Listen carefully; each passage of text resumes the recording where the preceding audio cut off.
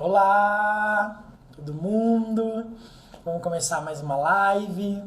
Hoje para falar sobre relacionamento abusivo, um tema mais difícil, mas que eu espero conseguir conduzir com vocês de um jeito gostoso, de um jeito que a gente consiga refletir coisas importantes. E hoje eu vou ter a companhia de alguém muito especial, que é uma amiga querida, que mora no meu coração e que vai contar pra gente um pouquinho da experiência dela. Eu vou aqui conduzi-la nessa experiência, bastante gente entrando. Eu vou conduzi-la nessa experiência, ajudar ela a contar pra gente um pouquinho sobre isso.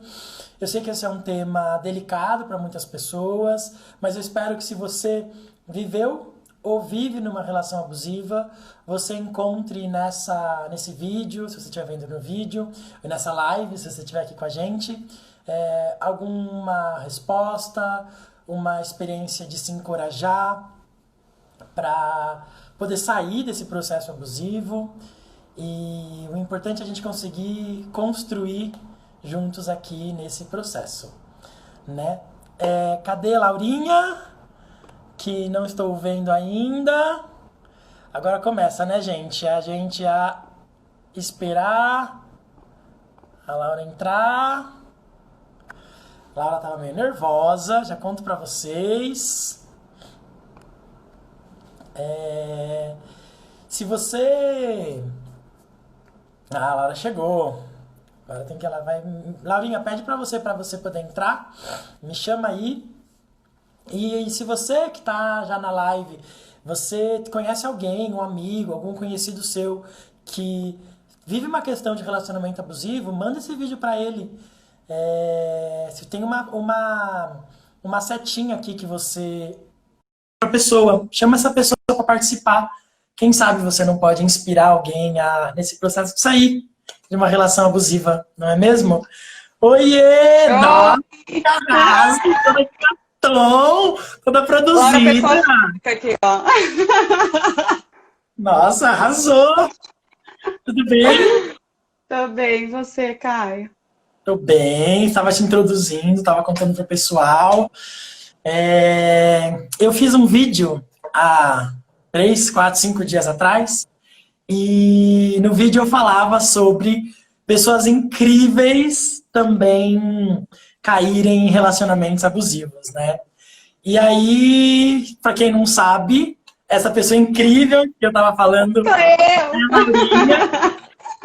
E eu acho importante a gente poder desmistificar isso, né, Lá? De que parece que a pessoa que cai na relacionamento abusivo é aquela pessoa que é meio mais coitadinha, ou que não tem uma voz. A gente imagina aquela mulher com uma autoestima super baixa, ou que não tem uma potência.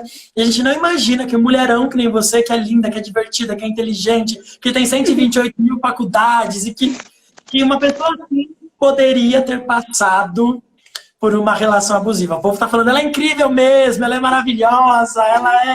Pois a gente tá solteira, que tá recebendo contatinho de você, que tá entrando no Instagram, que tá solteiro, que é uma mulher assim, babadeira, empoderada.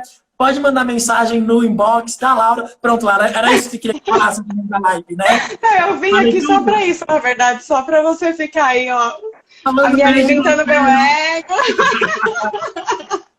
Pois Não foi isso que a gente combinou? Oi? Não foi isso que a gente combinou? Que eu viria aqui só pra... Você mandar mais direto, eu dei um namorado pra Laura, né? Gente, a gente tá brincando porque a gente vai falar de um assunto sério, mas é importante poder falar disso com leveza, né? Não é porque é um assunto difícil que a gente precisa necessariamente fazer uma cara de sério e, né, a gente tem que falar disso com leveza e para poder ajudar as pessoas a poder pensar sobre isso de um jeito também mais leve. Bom, mas nem tudo são flores, não é mesmo? Não. E aí, Laura, eu queria começar com a seguinte pergunta. Dar cu é bom? Fora de um relacionamento abusivo. Não, mentira. Gente, estou descontraindo, esperando o povo chegar e tal, mas agora vamos lá. O que eu queria começar falando, para a gente poder começar a falar um pouquinho mais sério sobre o tema, é o seguinte. Eu queria que você contasse pra gente o que que aconteceu com você, que se passou, o que que você começou a imaginar, que emoções você sentiu quando você estava no refúgio do seu lar e um amigo seu, psicólogo, resolveu dizer pra você, Laura, vamos fazer uma live sobre o relacionamento abusivo? Eu queria que você começasse por aí, contando como isso te atravessou. Bom, Caio surgiu na minha vida faz uma semana e virou brother. E Brother não, aí best friends forever, né? vai rolar briga aí nos comentários. Gente, a Laura é minha melhor amiga, eu sou o melhor amigo dela, vocês que lutem. Continua, Laurinha. Bom, e aí ele, nem lembro como que a gente chegou no tema, mas eu cheguei a comentar com o Caio que eu tinha vivido um relacionamento abusivo. E isso, eu já saí desse relacionamento faz 3 anos, eu tenho 2 anos de contato mínimo já com esse meu ex, né? E mesmo assim, Caio fez aquele vídeo do Instagram que vocês viram no IGTV dele, me elogiando e tudo mais. Eu chorei, respondi e tal. E ele falou, mas eu tenho um convite para te fazer. Eu falei, que convite que o Caio vai me fazer, né? Aí Caio falou, eu queria fazer uma live, queria que você gravasse comigo, falando do seu relacionamento abusivo. E aí começaram algumas poucas noites sem dormir. Não, eu tive todos os sintomas físicos que eu tinha em momentos de tensão dentro do relacionamento. Então, eu tive náusea, eu tive tremedeira no corpo, eu tive, bom, a insônia, não preciso nem falar, que né, eu já comentei, taquicardia, às vezes falta de ar, e ao mesmo tempo que eu queria responder para o Caio, que eu sabia que era uma oportunidade bacana de interagir com outras mulheres que passaram por isso, ou de trazer só a informação, porque eu sei que parte da minha libertação veio através de consumir muita informação sobre. E aí eu fiquei nessa conversa com o Caio, do tipo, Caio, eu quero, mas espera, eu não sei, não vou decidir ainda. Caio ficou preocupado com a minha reação, porque ele falou, cara, não achei que tivesse tantos sintomas vindo. E eu falei, eu também não, peraí, né? Eu tava E aí, super bem até o convite vir. deixa eu Né? falar E aí, duas coisas importantes lá. Primeiro, a Laurinha falou, né? Outras mulheres, homens também vivem relacionamentos abusivos, né? Pode ser que você seja um homem, numa relação com outro homem, ou mesmo numa relação com uma mulher. Então, acho que esse é um ponto. A outra coisa é, nossa, Caio, mas que filho da puta que você é, né? A menina tá toda passando mal e você ainda tá aqui fazendo live com ela. Gente, por que, apesar de todo o sintoma, apesar de toda dificuldade, de tudo que a Laurinha sentiu a partir do convite, a gente está aqui? Porque uma coisa que é importante é que uma das coisas mais importantes quando a gente fala de se libertar de uma relação abusiva é, ao invés de você deixar que essa relação tenha poder sobre você, é você poder ter poder sobre ela. Né? E aí eu queria já começar elogiando a Laurinha de novo, porque a Laura estar aqui hoje falando disso com a gente é um ato de coragem, de bravura e de enfrentamento. Né? Acho que eu quis começar com isso lá, porque acho que é importante dizer que são feridas que estão cicatrizando e que estão aí, mas que você escolhe fazer enfrentamento, escolhe ter poder sobre isso, ao invés de deixar isso te controlar. E isso requer muita coragem, né? Então, eu queria queria marcar isso aqui com você. E aí, a gente falou que o tema da live é abusos sutis e tal. Me conta um pouquinho não, acho que por que a gente chamou desse nome, né? Porque nas nossas conversas, eu e você contou que o seu namorado nunca te bateu, por exemplo. Que é uma coisa, né? Uma violência, ela clara, alguém que apanhe do namorado, nossa, é um abuso. Como que você se deu conta que você estava numa relação abusiva, já que você nunca apanhou, por exemplo, você nunca foi arrastada na rua, pelos cabelos, nunca não tem nenhuma marca no teu corpo. Essa coisa bem estereotipada da violência contra a mulher. Como que você se deu conta que era uma relação abusiva?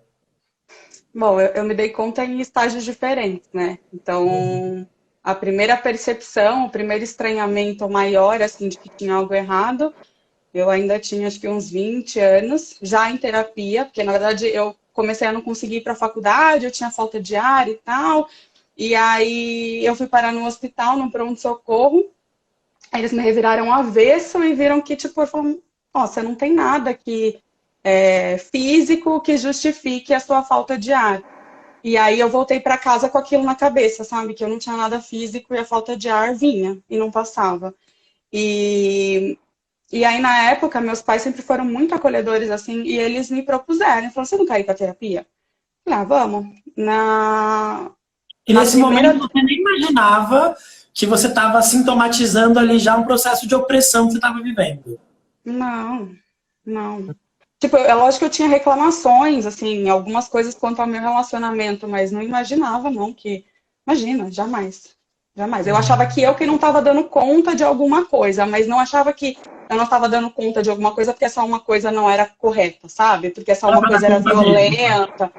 Não, achava que era eu, era minha culpa de, sei lá, não estou conseguindo lidar com alguma situação. E aí eu fui para terapia, na primeira sessão de terapia, eu fechei a questão com a minha faculdade na época, eu desisti e tal. Não sei se eu faria se eu estivesse fora do relacionamento abusivo, mas eu resolvi trancar a faculdade e na sessão seguinte eu já estava falando do meu relacionamento. E aí eu começo um processo de levar o meu relacionamento. E eu percebo assim, estranhamentos vinham. Às vezes quando a minha psico falava assim, mas e você? Né? Porque a fala de quem está dentro do relacionamento abusivo é muito ele. E eu às vezes não sabia o que eu estava sentindo, o que estava acontecendo, o que estava nada. Eu sabia justificativas do outro, Lá, comportamentos do deixa eu outro. fazer uma pausa rapidinho. Eu te conheço, né? Não muito, porque você jogou na cara do Instagram inteiro, que a nossa relação é nova, mas eu te conheço um pouquinho, que a gente vem conversando o dia inteiro, né? Desde que a gente se conheceu.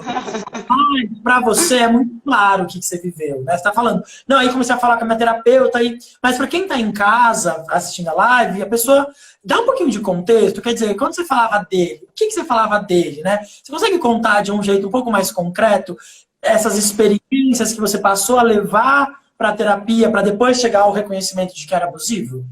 Sim, esse começo é mais difícil, assim, porque faz muitos anos, então, e a memória também apaga algumas coisas de abuso, né?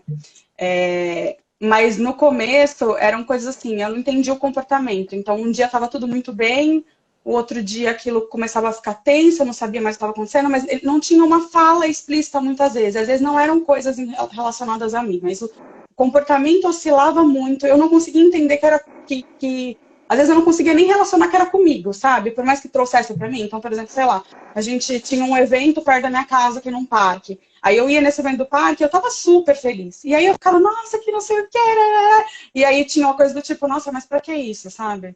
Sabe uma coisa assim, pequena, uma coisa, sei lá, é isso, uma coisa simples, Mas sabe? é que Tipo, não o é Natal eu pequeno, né? fico besta, assim, É que não exato. é pequeno, porque olha só, né, que você está contando, e aí eu vou falar algumas coisas aqui, lá, acho que você me autoriza a tratar desse jeito, mas é muito, é muito, é muito comum para quem vive um relacionamento abusivo tentar minimizar, né? Tipo, ai, não, mas foi pequeno. Na verdade, quando você tá feliz e você tem alguém tolindo a sua felicidade só porque a sua felicidade incomoda, não é pequeno, né?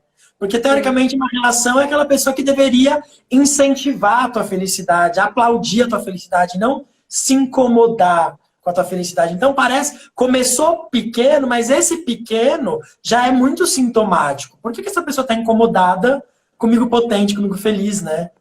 Sim, e era sempre assim. Então, eram coisas pequenas, assim, era tipo Natal, eu sempre fui muito besta com datas comemorativas, besta não, né? Feliz com datas comemorativas. E aí, por exemplo, passava aquele pessoal na porta, tocando música natalina, e eu ficava besta, queria ver, e não sei o quê, e aí, de novo.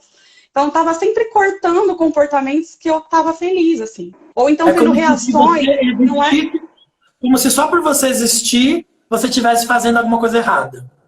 Sim.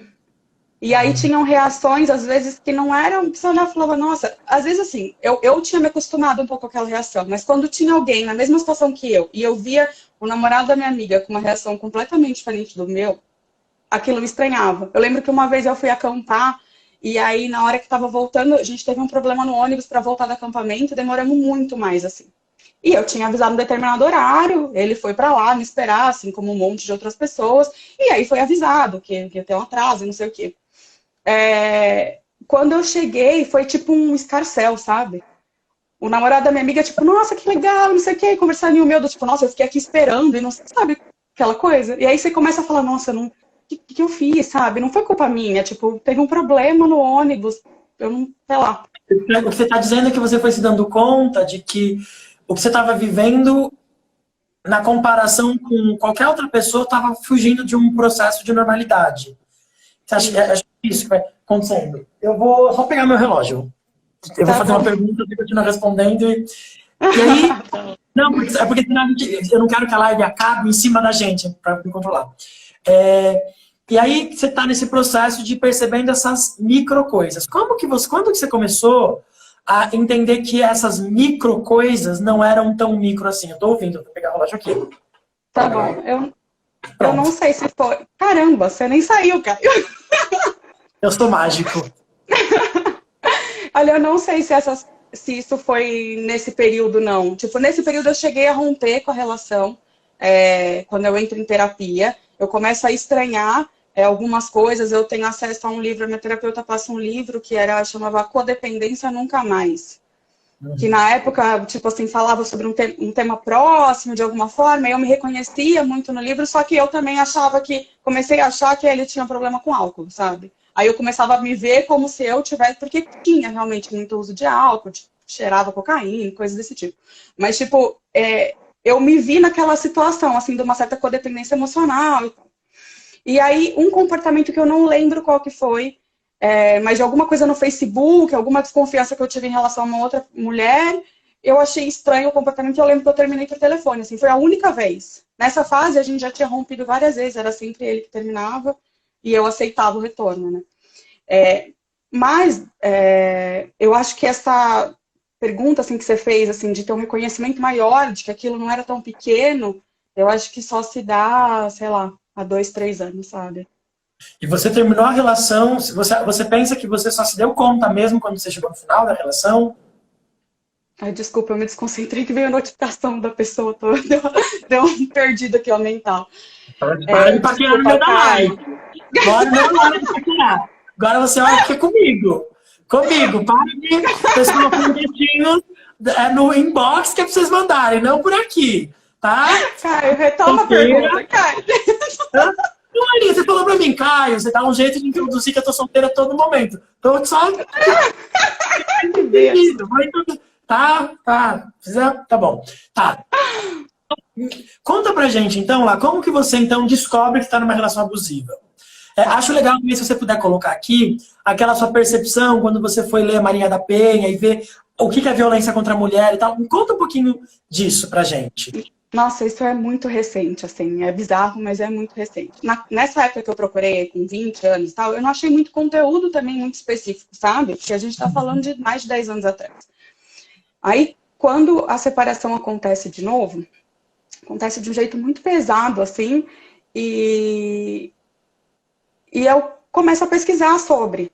E nessa de pesquisar, acho conteúdos específicos sobre relacionamento abusivo e começo a me identificar muito, assim.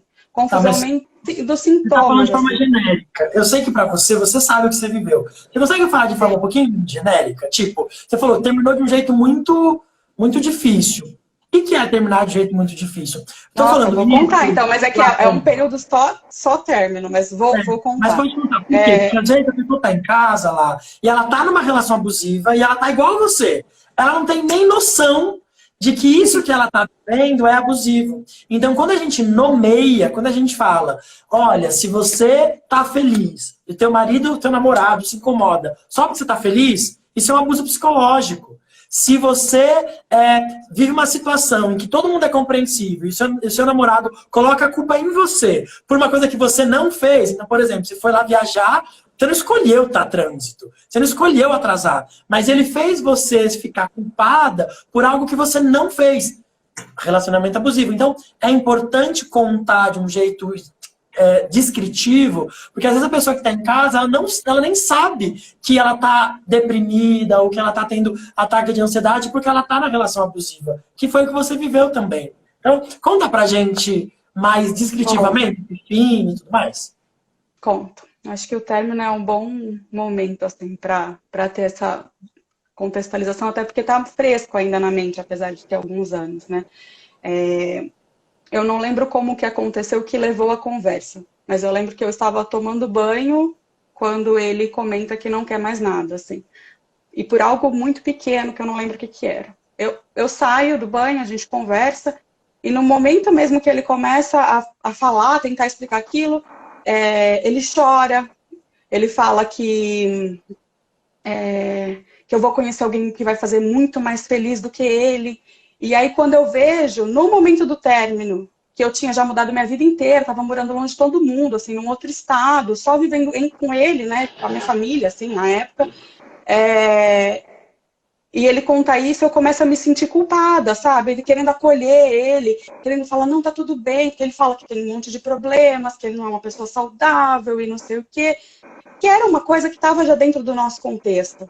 Então, dentro do nosso contexto, esse choro recorrente acontecia, sabe? Então, toda vez que acontecia algo que eu não gostava, que me incomodava, que me irritava muito, que eu chegava e falava, olha, isso aconteceu e eu não gostei, isso me ofendeu, olha, você me humilhou na frente das pessoas, você falou na frente das pessoas que, sei lá, que eu... Aqui vem umas coisas que eu não posso falar. Mas que vem... que coisas do tipo, você só vive pra ir, coisas que me faziam mal. E aí eu relatava para ele, de início ele era meio contra aquilo, falava que não e tal, depois ele abarcava, aí ele chorava e falava, me desculpa, porque eu sou assim, porque a minha família é assim, porque eu aprendi a ser assim, mas você é uma pessoa diferente de mim. Você teve uma família estruturada, você tem condição de me dar esse suporte. Ele fazia você se sentir mal por ser mais saudável emocionalmente do que ele. É como se o fato dele vir de uma história de uma família desestruturada permitia, ou pelo menos justificava, ele ser abusivo com você. Sim. Agora deixa eu fazer uma pergunta lá. Você falou, vem uma coisa aqui que eu não posso falar. O que é isso de não poder falar? Não, porque aí o não poder está muito relacionado a entregar... Eu não sei se eu não posso falar. Não, é porque eu acho que no jeito que eu ia falar, ia sair nome, ia sair, sabe, coisa que... Por mais que todo mundo que deve estar aí, boa parte, saiba, sabe? Não... Tecnicamente, eu acho que eu realmente não posso falar. Você não tem que falar o nome da pessoa. Mas eu acho que você pode ficar livre para contar o que você viveu. Afinal de contas, é a sua história. Você pode chamar, por exemplo, ele de João. Então, aí quando o João falou para mim isso, porque é a sua história, você não está falando da história de outra pessoa, só a sua. Eu queria que você ficasse nesse sentido livre. Assim. Não, quanto a isso, tipo, eu me sinto livre. Aqui nessa hora, tipo, veio muita... Eu ia falar com nome porque ia vir, sabe, direto. Aí eu entendi que não e cortei. Mas foi por isso. Então você está contando que tinha essa coisa dele te fazer culpada pela condição emocional dele, como se... Que acontece no momento do término, inclusive. E aí, esse término acontece, nesse dia eu meio que já despenco. Nesse mesmo dia tinha o aniversário de um casal, de um amigo nossos, e a gente vai para casa, vai junto, como se nada tivesse acontecido, assim, mas não negando o que aconteceu. Quando chega lá, eu acho que eu tenho um primeiro choque de realidade, assim, porque as pessoas me conheciam, que estavam lá, me conheciam há um ano e pouco, e aí eu cheguei, contei o que aconteceu, assim, um dos caras tirou, assim, ele de perto, eu fiquei conversando com a esposa, né, desse casal, e aí ela falou assim pra mim, você não precisa voltar pra casa. Se você quiser, você pode ficar aqui. Olha, dá vontade de chorar, só de lembrar. Ela falou assim, você não precisa voltar pra casa. Pode chorar se você precisar, tá bom? Tá tudo bem. Tá bom. Estamos em família. Sim. E aí ela falou isso pra mim, ela falou, você não precisa voltar pra casa, se você quiser, você pode ficar aqui. E eu entrei em desespero. Primeiro porque eu achei que ela... Eu falei, nossa, que exagero, né? O que aconteceu? Por que eu não posso voltar pra minha casa? Eu falei, não dá, eu tenho que trabalhar. Eu tava com 3 empregos na época, uma filha. Por que assim eu não vou voltar? Ela falou, você não precisa, não sei o quê. Mas foi um alerta pra mim. Foi tipo, o que tá acontecendo? Que uma pessoa que me conhece há um ano e pouco tá falando pra mim que eu não preciso voltar pra casa. Quer dizer, era uma violência que quem estava em volta reconhecia, mas que você mesma estava tão imersa nesse processo de abusivo que você nem se deu conta de que você poderia, inclusive, estar em risco. Sim, não, imagina. Que risco que Risco do quê, assim, sabe? Nem vinha. Óbvio que eu tive momentos de sentir muito medo. Mas era isso. Ou era muito medo, ou era a ausência total de medo. O Anderson tá falando assim, ó. Quem mandou, quem mandou ela contar a minha história? Por isso que é importante você ir vendo essas coisas, né? Porque as pessoas, elas têm a chance de se identificar. Então, de Sim. novo, eu queria reconhecer a tua coragem de poder estar aqui, com o choro que enrosca, mas da importância disso, das pessoas poderem ser sendo tocadas. E se você aí está se identificando, manda para um amigo, para uma amiga que precisa ver, para ela continuar esse papo com a gente. Vai. E aí você estava na casa dessa amiga, ela, né, não precisa voltar para sua casa, e você até achando ela meio louca, né? Tipo, nossa, como assim? Vou Pra poder quê? voltar para Tudo minha isso? casa e tal. E aí? Mas eu volto para casa, ele continua em casa, a gente dorme naquele dia, no outro dia seguinte eu falo para ele, olha, acho que não dá mais para você ficar em casa, eu preciso desse espaço, assim. Ele Uhum. estranha muito a minha fala, do tipo, não, mas eu pensei que eu podia ficar aqui, eu continuo ajudando com a nossa filha e tudo mais, e, e eu falei, não, não dá, assim, né, a gente Tanto que rompeu. ele que terminou com você, né? Exato, como é que eu tinha que... Eu que expulsei ele, tipo. Uhum. Mas aí isso acontece, até porque nisso eu já tinha contado para os meus pais e o meu pai foi para lá ficar comigo. Então, sei lá, isso aconteceu num sábado, na segunda meu pai já estava lá. E eu tinha falado para ele, eu falei assim, organize todas as suas coisas que eu vou sair para trabalhar e quando eu voltar, não quero que esteja aqui, né? E aí ele foi morar no meu vizinho de parede, né? Eu Gente, a gente escutava tá ele abrir a ouvindo, porta, fechar a porta. mas isso não é um movimento, isso é um movimento de controle, né? Quer dizer, eu estou indo, mas eu continuo aqui te vigiando, estou vendo o que está acontecendo, né? Você se sentia controlada lá? Sim, nossa, muito. Demais. Demais. Quando eu saía de casa, eu já pensava, do tipo, ele sabe que eu tô saindo. Quando eu voltava para casa, eu já pensava, ele sabe que eu cheguei. Sabe? Ou teve uma vez, inclusive, que eu cheguei de carro com um conhecido, assim, não era nem amigo, meio que tava num rolê que eu fui, e aí ele me levou de volta para casa, e eu tava no carro junto com ele, e ele, meu ex passou, assim, do meu lado, assim, e eu lembro que eu travei, com medo, assim, com medo. Ele tava voltando para casa, onde ele tava, né? Não é que ele tava Ah, na ali, mas época, você tinha um reconhecimento de medo, né? Medo é uma resposta fisiológica que acontece no corpo, né? Mas quando você conta, na relação, você não percebia isso. Como que você interpretava isso que acontecia com você? Quer dizer, você conseguia entender por que você estava sentindo medo? Você tinha isso assim, tipo, nossa, por que eu tô com medo? Ou você só reconhecia aquele medo, mas era uma experiência estranha para você? não, nem lembro, acho que eu nem lembro de reconhecer que era medo, não. Só dava essa ansiedade, sabe? Mas eu não achava que era medo. Não achava. E, por exemplo, em momentos que eu talvez pudesse ter sentido medo, eu não senti. Tipo, não. Momentos que você notaria como agressividade. Então, uma única vez ele levantou a mão pra mim. Tipo, ele falou bravo, não sei o que, e levantou a mão. E nesse momento eu queria que ele batesse. Tipo, eu não queria, eu não tinha medo, não tava com medo. Eu Quando você lembro fala eu de queria que ele batesse, o que que passa? O que é esse eu queria que ele batesse? eu queria que ele desse uma prova física da violência que eu passava. Uhum. Porque eu não tinha. E eu achava que ele que tinha que me dar. Que é um erro muito grande de quem está vivendo dentro de um relacionamento abusivo. A gente acha que é o abusador, né, seja ele homem ou mulher, que tem que dar a prova de que aquilo está acontecendo. E eu consumia, nessa época eu já consumia conteúdo sobre. E eu levava para ele. Falava, olha, isso está acontecendo. Você vê que você faz isso comigo? Você vê, tipo, gaslighting, né, que chama? Você vê que você me deixa confusa quanto às coisas que eu acredito? Você vê que você me Uhum. trata mal na frente das pessoas? Você vê que eu já não tenho mais vontade de sair? E assim, por exemplo, fala assim, ah, não, eu tinha liberdade, eu podia sair, ele sempre me deixava fazer as coisas, ok, tipo meio Cinderela. Eu, tipo, se eu voltava para casa, eu tinha tudo para fazer. Então, sei lá, eu saía, deixava ele com a minha filha, quando eu voltava, era final do dia, minha filha não tinha, não tinha comido, não tinha tomado banho, não tinha nada, a casa estava com mais demandas. Pra que você vai sair? Para ficar sobrecarregada? Então, assim, Olá, e era essas coisas pequenas, sabe? De controle, assim. nessa época você chegou a ter 3 empregos. Como que era essa questão financeira?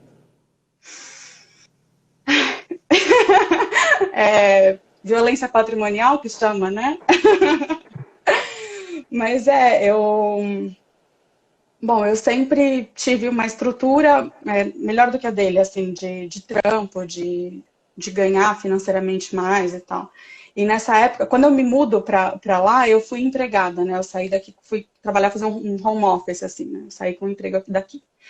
E eu ganhava relativamente bem, eu escolhi o apartamento que eu queria, para o conforto que eu queria e tal. E ele ainda não estava trabalhando, assim, nessa época. Aí ele arranjou um emprego que ele trabalhava, acho que umas 2, 3 vezes na semana, assim. E ele até poderia trabalhar nos outros dias, mas ele não pegava. E aí eu trabalhava num período integral e cuidava ainda da Clara e tudo mais. Mas depois de um tempo, ele também... Eu resolvi sair desse trabalho e eu queria arranjar emprego por lá. E aí o emprego que arranjava lá ganhava-se muito menos do que aqui. E eu que tinha um apartamento para manter, e era isso, era eu que tinha que resolver, entendeu? Porque eu que escolhi o apartamento, não era eu que queria aquele conforto todo. Aí eu começo a ter 3 empregos, porque aí eu trabalho de manhã, aí do de manhã eu vou pro da tarde, eu ficava 10 horas trabalhando, 20 minutos de um para o outro, e aí quando chegava à noite eu estava fazendo faculdade de novo, eu tinha que estudar, e eu resolvi fazer doce porque o dinheiro não dava, porque com 2 empregos eu estava tipo ganhando metade do que eu ganhava aqui, não adiantava. E E nessa ele, época, ele trabalhava 3 vezes por semana. e nem E pensava assim em ampliar. você não E eu, reconhecia isso. Quando não, você eu estava vivendo... reconhecia. É, Reconhecia que tava, isso eu reconhecia que estava errado, assim, e falava, e conversava, mas era sempre, tipo, era isso, quanto mais eu conversava, mais ele usava o que eu falava para refinar o abuso, sabe? Me deixar mais confusa em relação ao que eu estava vivendo, como se aquilo não fosse, sabe? Como se, tipo, poxa, mas agora a gente combinou que eu queria estudar, e aí eu pensava, pô, mas eu também estou estudando, né? uhum. Eu comecei a fazer doce em casa, o meu terceiro emprego era esse, né, que eu falei. Eu comecei a fazer doce em casa e falava, eu faço doce, você leva para vender na faculdade.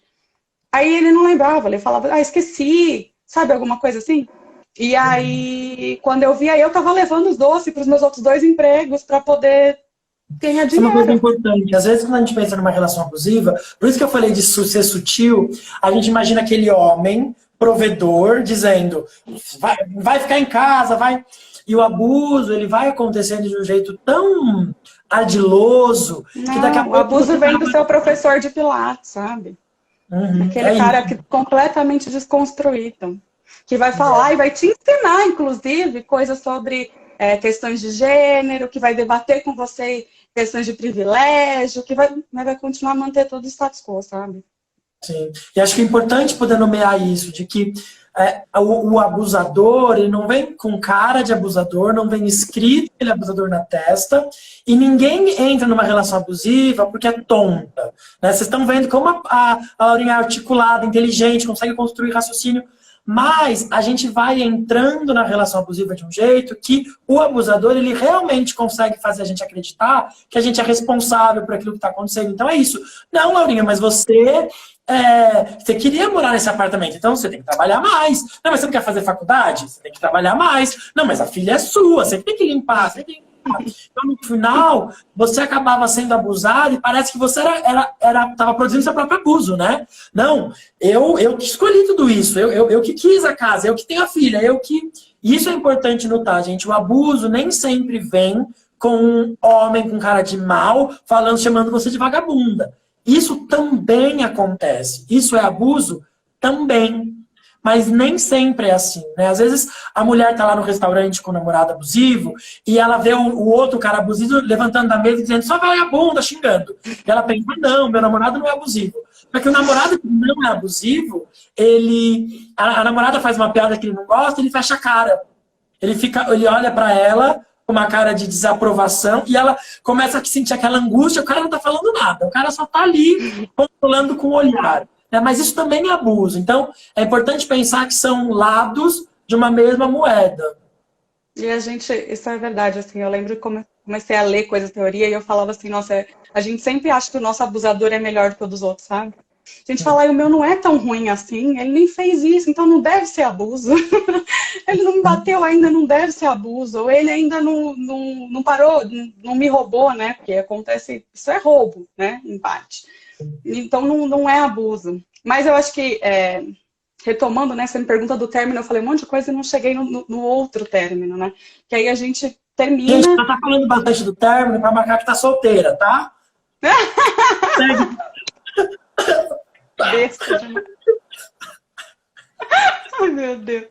Mas aí esse término acontece lá, eu ainda fico, meu pai fica lá comigo 40 dias e eu realmente Uhum. fico com contato quase que zero, assim. Não via nada, nada, nada, nada. Depois de 40 dias, um dia que ele vai pegar minha filha, ele pede para conversar comigo. E eu falo, tá bom. E aí a gente vai para um parque, ele começa a falar das coisas. A primeira coisa que ele fala, ó, isso também eu acho que é muito assim especial. A primeira coisa que ele fala é: poxa, eu que morava aqui primeiro, a gente termina e todos os meus amigos viram seus. Aquilo era muito bizarro para mim, sabe? Como se eu estivesse roubando os amigos. Até isso eu fiquei, falei, gente, aí eu não posso mais.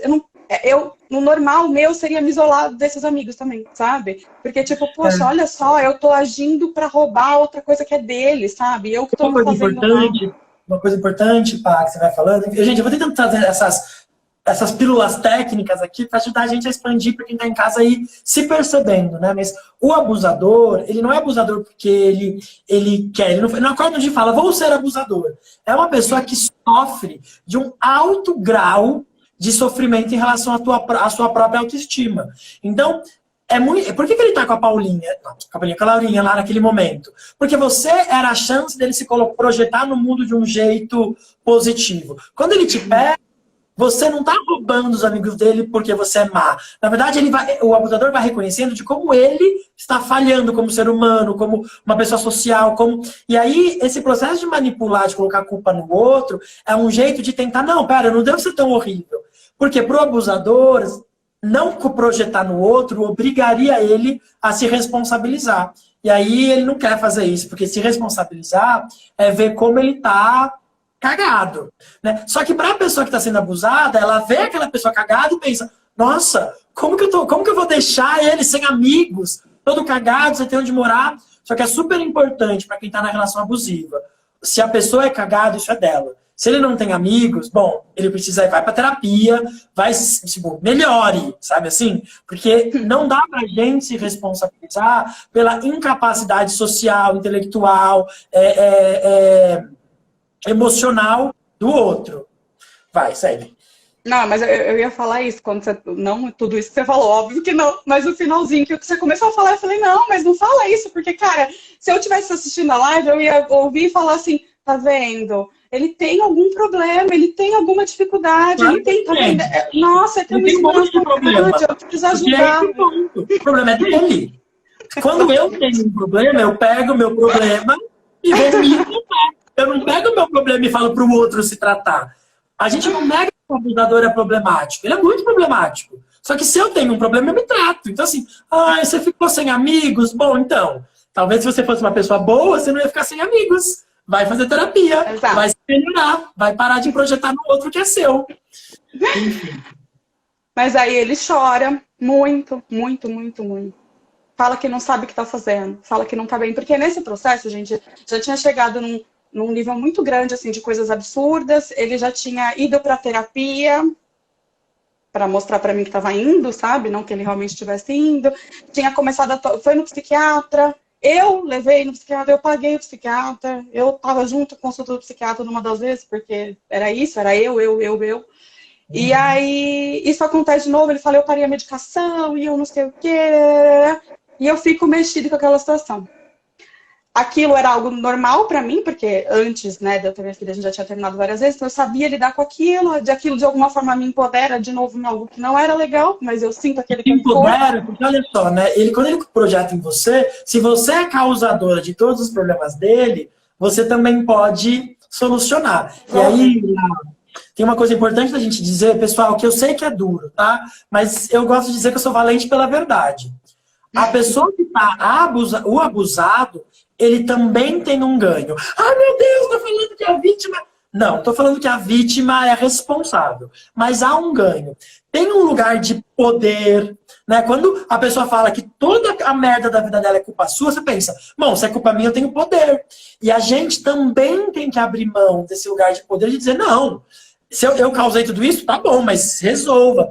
Ai, cara, o que vai acontecer se eu abandonar ele na hora que ele mais precisa? Bom, o que vai acontecer é que ele vai ter que dar conta dele. E o abusador é abrir mão desse processo de querer ser o salvador do pobre coitado que tá lá sofrendo, né? Então, assim, é importante a pessoa que tá no lugar de abusador sair desse lugar idealizado de que ela é muito poderosa e vai salvar o abusador dela. Você não precisa de um abusador de estimação. Não. Mas aí isso acontece, eu começo a me sentir bem de novo, e aí eu falo pro meu pai que ele pode voltar para casa dele.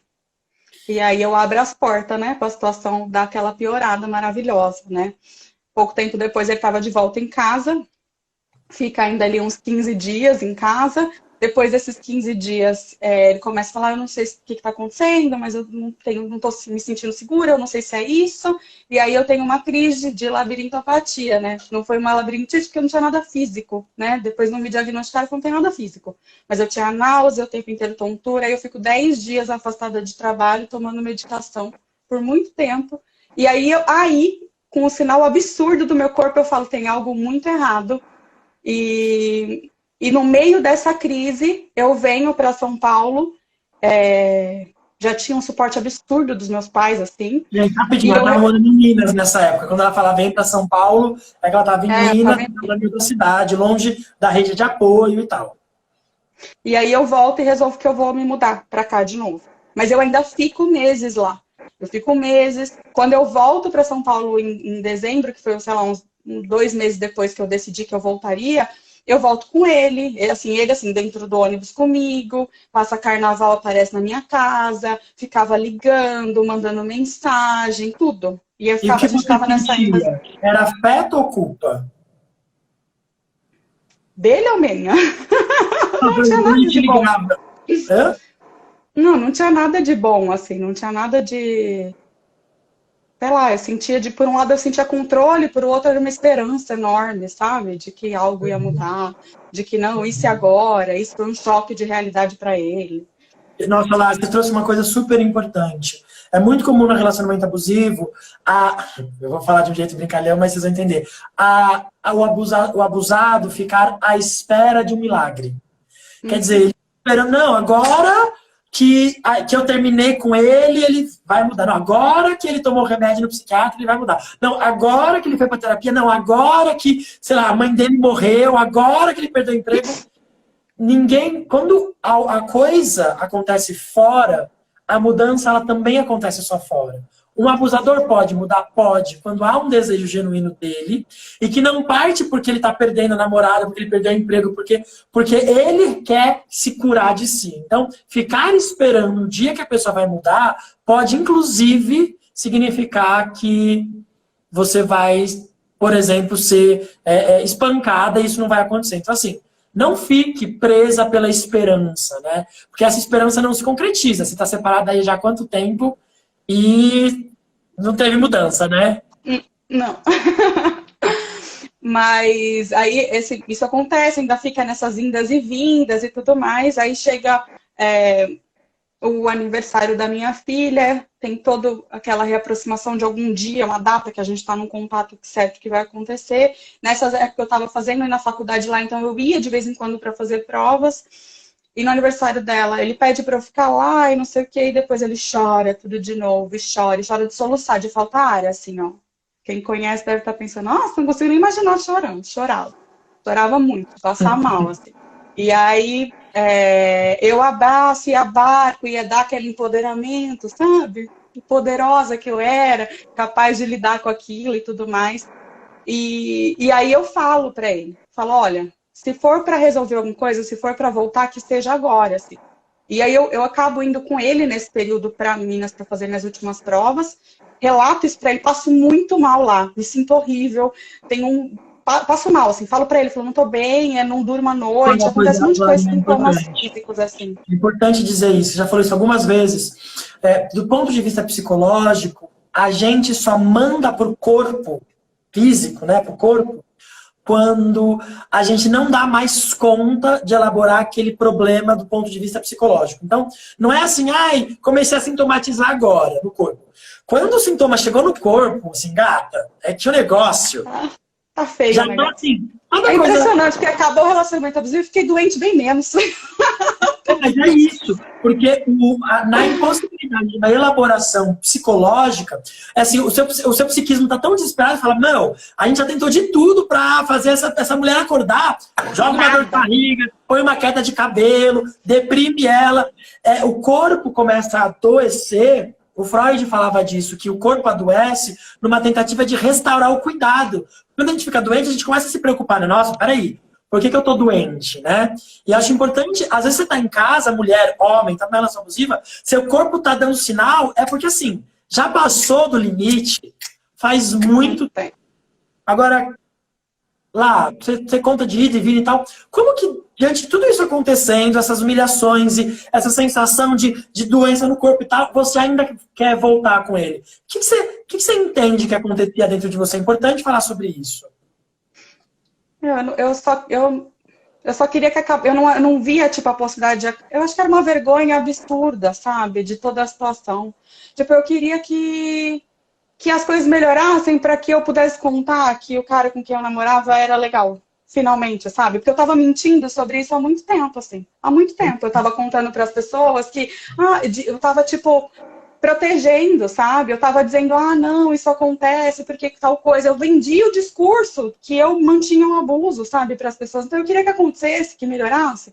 E quem sabe se eu voltar agora, dessa vez melhora, e aí eu posso finalmente lidar com alguma, tipo, tá dentro de uma relação que é o que eu quero, sabe? Mas não. Claro, você se identifica com uma fala que você mentia tanto para todo mundo que estava em volta, que até você começou a acreditar que talvez a sua mentira pudesse se realizar? Tinha uma coisa assim, tipo, Nossa, talvez. muito.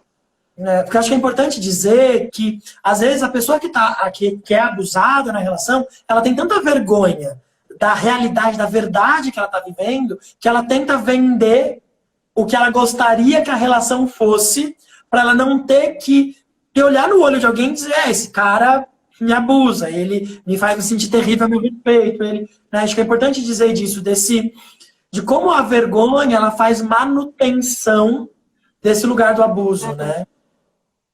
Aí eu vendia migalha de afeto, sabe? Que eu recebia, eu aumentava aquilo para parecer enorme.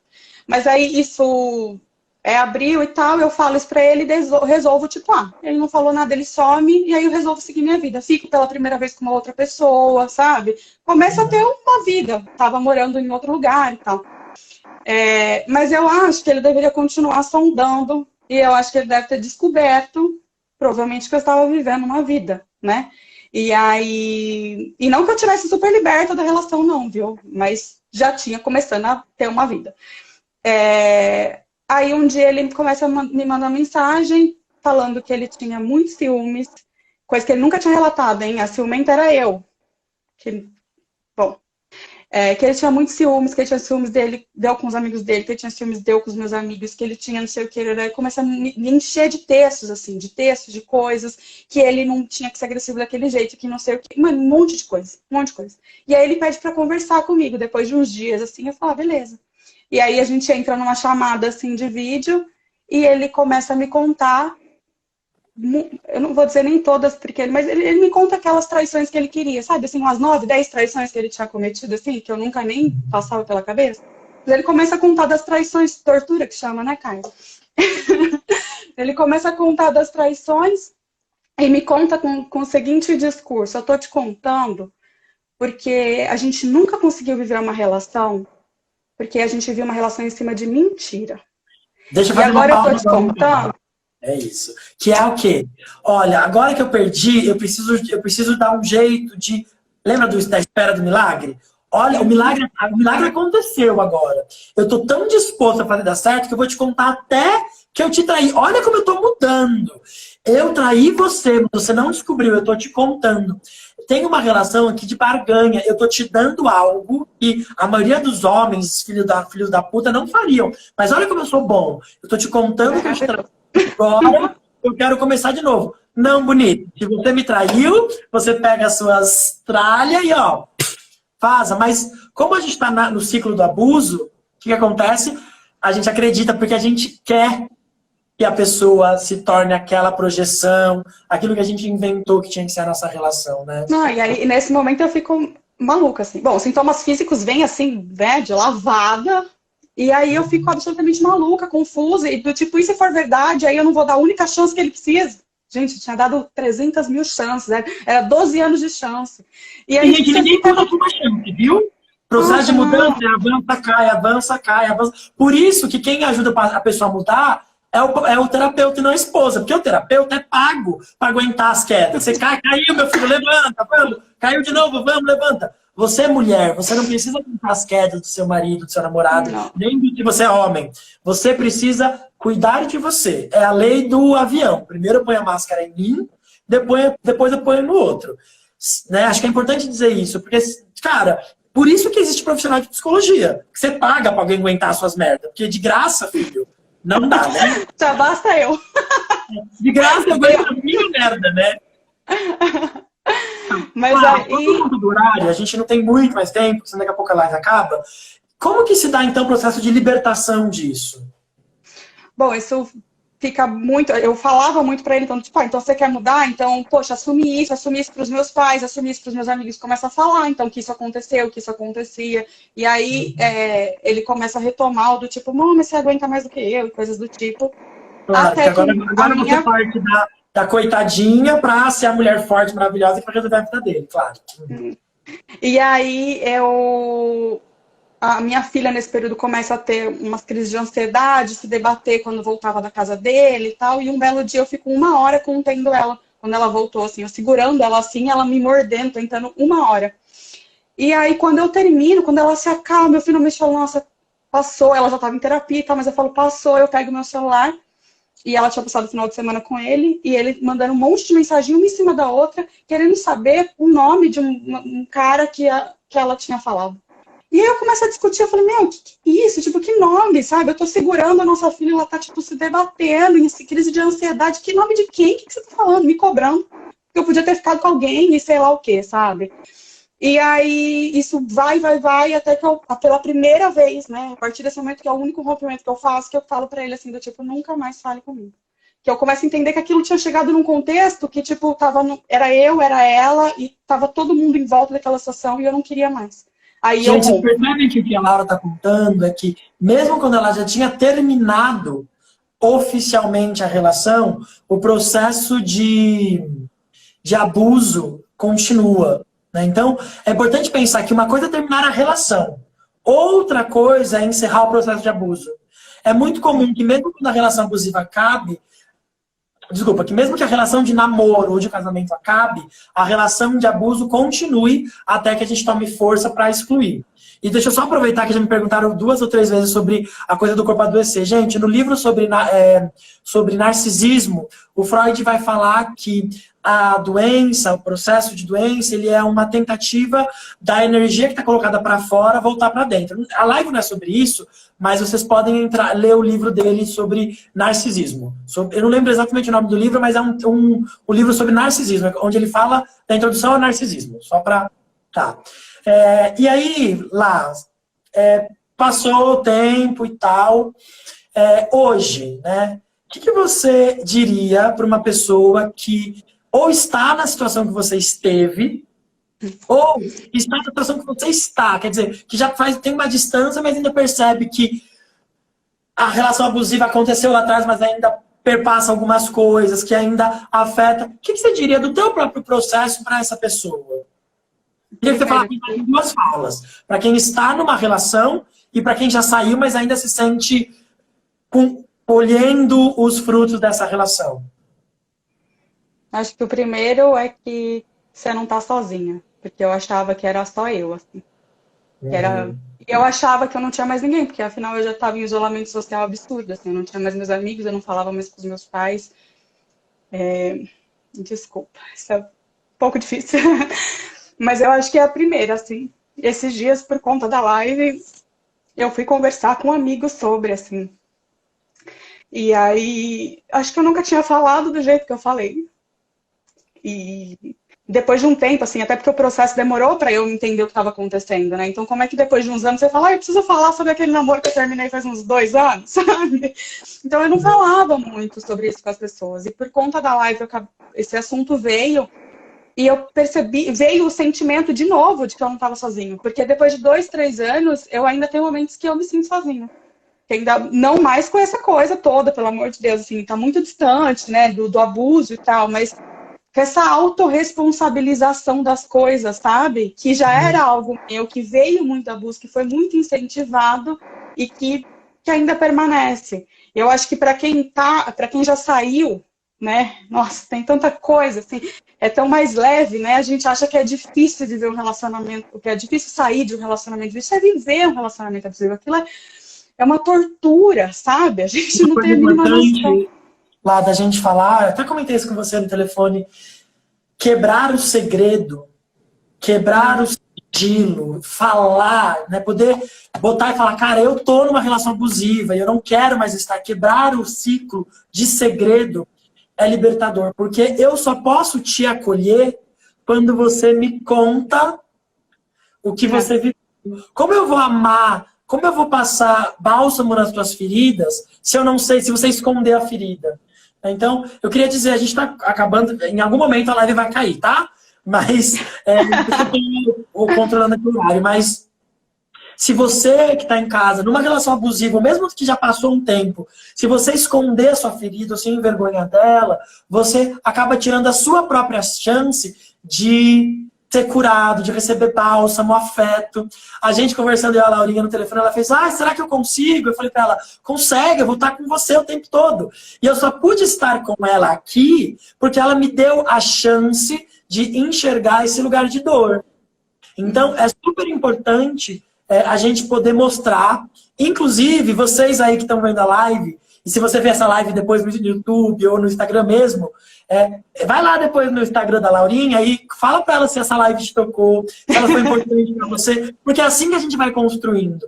A Laura está aqui hoje porque ela está usando a dor dela para promover cura para outras pessoas. E é ao falar que a gente produz cura para a gente mesmo e para o outro. Certo? Certo. Tá. Ai, gente, acho que é isso. Eu queria convidar as pessoas que assistiram a live até aqui, de divulgar para as pessoas. A gente falou de tantas coisas importantes. Acho que conseguimos falar de um jeito... Tem um monte de gente dando vários elogios para você aí, Laurinha. A gente conseguiu falar de um jeito leve, eu acho. Deu uma assustada com meu tio que eu não esperava. Aí deu meu Deus, meu tio tá aí. Tem um monte de gente aí. Você tem madrinha, não, tem um monte de gente aí. Eu tô vendo. Fogo, né? Mulher, né, gente? Mulher porreta. E é isso. Você quer falar alguma coisa lá? Pode ser que encerre no meio da sua fala, mas se você quiser falar alguma coisa para encerrar... Não, eu acho que é isso. Você não sentir que tá sozinha, sabe? Você não se agarrar à vergonha das coisas. Tipo, parece pequeno quando a gente tá dentro, mas quando a gente sai, a gente vê a dimensão do abuso que era, sabe? Até porque a gente tem que resolver dentro da gente aquilo que aconteceu, assim. Só tem uma pessoa que deve se envergonhar de uma relação abusiva, que é o abusador.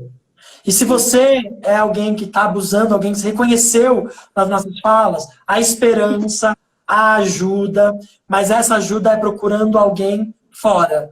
Não é o seu parceiro que você abusa que vai te ajudar. Esse colo que você precisa existe, mas ele precisa ser encontrado lá na terapia, num lugar de cuidado para isso. Certo? Lá, muito, muito, muito obrigado. Gente, eu vou salvar a live aqui no Instagram. Vocês podem depois assistir, mandar para os amigos. Lá depois quando eu vou subir, eu te marco também. Muito, muito obrigado. Eu vou só salvar a nossa live e aí eu te dou uma ligada para a gente falar. Tá bom. Porque, gente, não tem com isso. Nossa relação agora, assim... Gente, beijo pra vocês. Beijo, obrigada, gente. Obrigada demais. Tchau, tchau.